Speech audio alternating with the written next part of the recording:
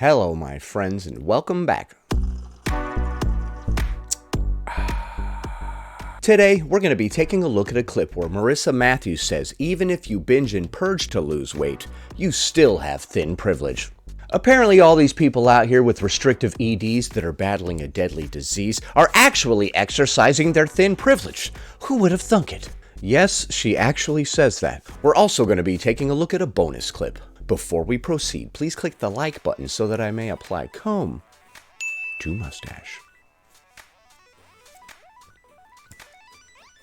Throwback to this video about thin privilege, weight stigma, fat phobia, and double standards. She's going to be responding to this comment that reads, "You just referred to this as thin privilege and never stopped to think or consider if she binges and purges." On this day, 9/12/21. So we're commemorating this. Okay. I would have probably wanted to bury this and hope that nobody ever found it, but okay.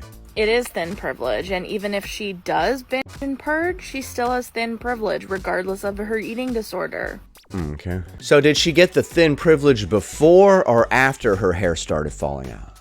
I'm not sure. Did the thin privilege come after the multiple visits to the doctor and being hooked up to life support, or I'm not sure where the privilege came in here. Especially when people who have eating disorders, who are thin, are treated... Disorders. You tried, but you failed at the vocal fry right there. Let's go back.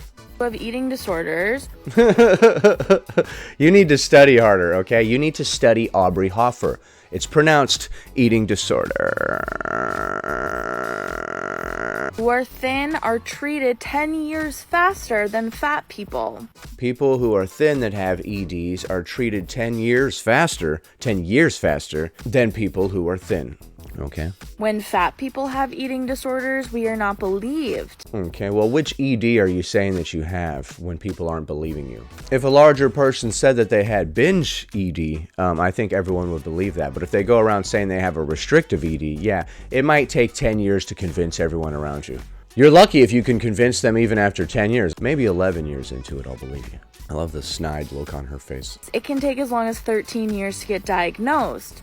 Okay. So if you're fat, it can take up to 13 years to get diagnosed with your ED. Like I said, if you're claiming to have a restrictive ED while being obese, yeah, I could see people not buying that. And it would take 13 years to find a doctor who would sign on for that, I guess. Alright, you've been telling me that you have a restrictive ED for the past 13 years. I'm getting pretty sick of hearing it, so I guess I'll write it on this chart. Good enough? Oh, thank God. I knew I had a restrictive ED. I'm withering away to nothing. Dude, it took me 13 years to get diagnosed as a dolphin, dude. But eventually I found a doctor who would sign on. Diagnosed as a dolphin? Like it's a medical condition? We've run all the tests. They've come back positive for dolphin. Yeah, you have dolphin. Sorry. It's going to be very difficult to tell your family. I suppose you could inform them like this. Sorry, dolphin humor is not that good. Is Jimmy becoming a dolphin? Okay. This explains all the seawater in his bed. Okay, this explains the multiple sounds of sonar coming from his room. Okay. Doctor said I got dolphinitis. Ah! Because of fatphobia.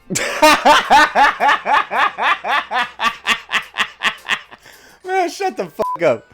Because of fatphobia. Motherfucker. Is that why? Okay. So it takes fat people 13 years on average to get diagnosed with their EDs because fatphobia. Fatphobia rears its ugly head again. God damn it. Damn it. I thought we lived in a society. Whereas when a thin person has an eating disorder of some kind... Of some kind? You mean a restrictive one? You're having trouble getting diagnosed with the same thing that the girl who's 70 pounds has, huh? That's weird. I don't know why people wouldn't give you the same diagnosis. You clearly are battling the same deadly illness. It can take them under 3 years to get diagnosed. Yeah, when you can see someone's ribs, they tend to rush the diagnosis right through, huh? I'm guessing that's what's going on here. It takes on average 13 years for a larger person to get diagnosed with an ED. A restrictive ED, I would imagine. If a larger person goes to a psychiatrist and talks about how they have trouble controlling the amount of food they consume, I don't think they would have a trouble getting a binge eating diagnosis. But if you are morbidly obese and you go into the doctor claiming to have a restrictive ED, I could see them being a little skeptical. But you know me, I'm old-fashioned. I use my eyes. These days, a lot of people ain't using them, so I don't know. Some people might be doing this thing by smell. I don't know. You go to the doctor, he's like... It doesn't smell like you have Anna. which is faster because of thin privilege. Oh, thank you for zooming into your face when you said that. I didn't understand before. Because of thin privilege. Oh, okay. That really clarified it for me. Thank you. Thin people get diagnosed more. But regardless of Because of thin privilege. Yes, they have the privilege of starving themselves halfway to death's door. her having an eating disorder or not, she still has thin privilege. Dude, God, that is such a bad take, Marissa. What? Whether she has an ED or not, she still has thin privilege. Whether you're in a wheelchair or not, you still get to take a break by rolling around in a chair all day, dude. What are you doing? Sorry, maybe that was a bad comparison, but it's kind of valid. Honestly, that is kind of valid now that I'm thinking about it more. That's pretty valid. You're acting like people that have a disorder are getting privilege because of their disorder. What does privilege mean? Going to the hospital and getting care? Getting treatment for your deadly illness? What? Look at her over there getting all this attention and privilege from all these doctors and stuff as they try to save her life. Must be nice having all that privilege. All right, man. This whole video was done in very poor taste, Marissa. Mind you, I don't care if she has an eating disorder. That's not my business because her body is not my business. Right, but she has thin privilege. You're angry at her for getting treated better in society because of her thin privilege, I guess. That's why I never commented on her body in the video. I talked about myself and just duetted her for a physical example of the comment section.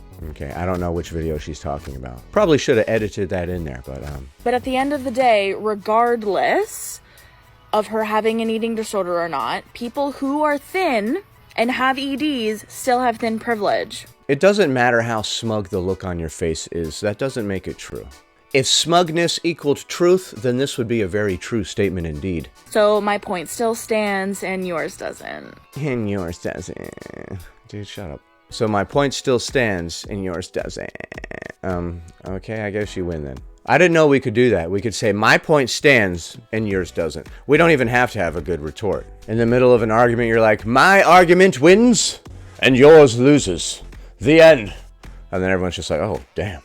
I didn't know we could do that in the middle of a debate. All of your arguments have failed and mine have prevailed.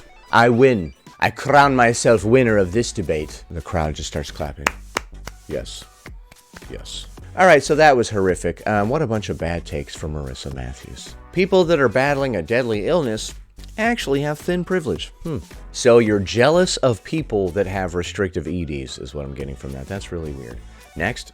The conversation right now on whether it's fatphobic to not want to be fat, to me just really feels like an attempt to deflect people from having to really unpack their internalized fatphobia. Okay, I disagree with everything that this person said, but why is Marissa doing whatever on the right? What are you adding to this video? So you're gonna stitch somebody saying something that you agree with, and you are gonna be cutting up some ingredients for a salad or something. A salad because screw diet culture. So I'm not going to answer that question, but I am going to... Hold on, let's go back to what she said. The conversation right now on whether it's fatphobic to not want to be fat, to me just really feels like an attempt to deflect people from having to really unpack their internalized fatphobia.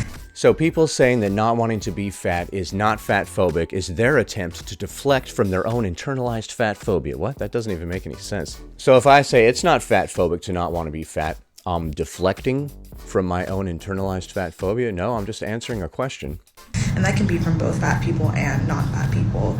So I'm not going to answer that question, but I am going to recommend... So you're not going to answer that question, but you are going to recommend books. Right, so you're the one deflecting. And what is Marissa adding to any of this? She's just cutting up like a salad on the right. And some ingredients. I think it's really important that people understand the deeper... What was that? A Brussels sprout? You took one Brussels sprout and cut it in half? Sorry, I can't pay attention to the nonsense the person on the left is saying anymore. Systemic issues connected to fatphobia. Right, blah, blah, blah, blah, blah. Okay, so she's cutting one freaking Brussels sprout? What are you doing? First one is Burying the Black Body. It talks about the racist... Right, that's the dumbest book ever. But who cuts a Brussels sprout in half? And then what are you doing with it? You're putting it in a salad? You know that people don't eat raw Brussels sprouts in a salad, right? At least not that I'm aware of. Colonialist roots of fatphobia. Then I would recommend The Body is Not an Apology. It talks about body image and radicals. What is she doing with those Brussels sprouts? She like cut a couple of them in half, and put it in a container, and then she's like putting it off to the side, while the chick on the left just goes off about a bunch of nonsense. Accuses the rest of us of deflecting because we don't want to be fat, and then she deflects and says the conversation actually should be about these books. That's classic deflection. Accuses you of deflecting, then deflects. Classic. Marissa Matthews is deflecting by cutting all these Brussels sprouts. Quit distracting me from the important issues. Self-acceptance. Then I would recommend Sarah Simon's Fat Liberation Resources. Has a bunch of different articles talking about the history of fat liberation and fatphobia as a feminist issue. Right, or you can think for yourself. We could do that. We could try just thinking with our own brains about whether any of this makes any freaking sense. To learn more on this topic, I recommend blah, blah, blah, blah, blah, blah. No, how about you just tell me with your words? And if you can't, then maybe it's not a topic worth defending. If you can't tell me with your words why it is fatphobic to not want to be fat, then maybe it's nonsense. Your retort in an argument is to recommend somebody to go read a bunch of books? That doesn't work in a debate, my friend. Actually, the sun revolves around the earth. What? No, it doesn't. Earth revolves around the sun. Oh yeah? Go read all these books by people that agree with me. What? No, we don't have time to stop this debate so I can go read a bunch of books? We're debating this here, right now. Listen, stop trying to deflect. Go read Fearing the Black Body, and then you will understand. Meet me back here in 1 week to continue this debate after you've read all the books that I've mentioned. That is not how debate works, my friend. Go educate yourself with the materials that educated me into thinking this way. I guarantee you, if I read the same books that you did, I wouldn't see it the same way that you see it. I would laugh at it, and I'd be like, this is really stupid. I wouldn't be like, oh, now I see. I can just guarantee that that wouldn't happen. I'm sorry. I'm not trying to be negative. And last would be anything on Obesity Time Bomb. It's by Obesity Time Bomb. Is that talking about how your health is a ticking time bomb if you're obese? I like that one. That was a great pamphlet. Dr. Charlotte Cooper, who talks about leftist politics, class, and fatphobia. Oh, yeah, that sounds like a real interesting read. And there's Marissa pointing at it. See, guys? See? I added value to this stitch. I went like this. Dude, why? Why did you even stitch this, Marissa? This isn't your video. This is her video. She's doing that thing. What's that guy's name? Like Kobe or Colby or whatever. That dude on TikTok who always just points at stuff. He's like, that guy. She's doing that. Somebody will be like trying to unclog a toilet improperly or something, and he comes along with the toilet declogging tool and just goes, patow. And then he's just like, I'm sure you guys know who I'm talking about. And that's the end of that clip. So, I don't know why Marissa stitched that, because like I said, she added nothing to it. I don't think this is the first video of hers where she's done that. Somebody will often be going off about all this fat acceptance nonsense, and then she'll be on the side like, see that? Pointing over there because I agree with what this person is saying. Their words also represent how I feel. Yep, what she said. What he said. Right there. That's how I also feel. Sorry. I just find it so stupid and annoying. Like, you're not adding anything here. Just wanted to be on film that day, huh? Okay. So that was dumb, and I disagree with all of it. I don't believe that you have thin privilege if you are battling a restrictive ED. I also don't think that handicapped people are jerks for getting closer parking spots to the store. Sorry, I'm just not going to dunk on handicapped people or people battling deadly illnesses. Call me old-fashioned. Happy Friday, everyone. I hope you have an amazing weekend. Please click the like button. 1 like equals 1 mustache Komen.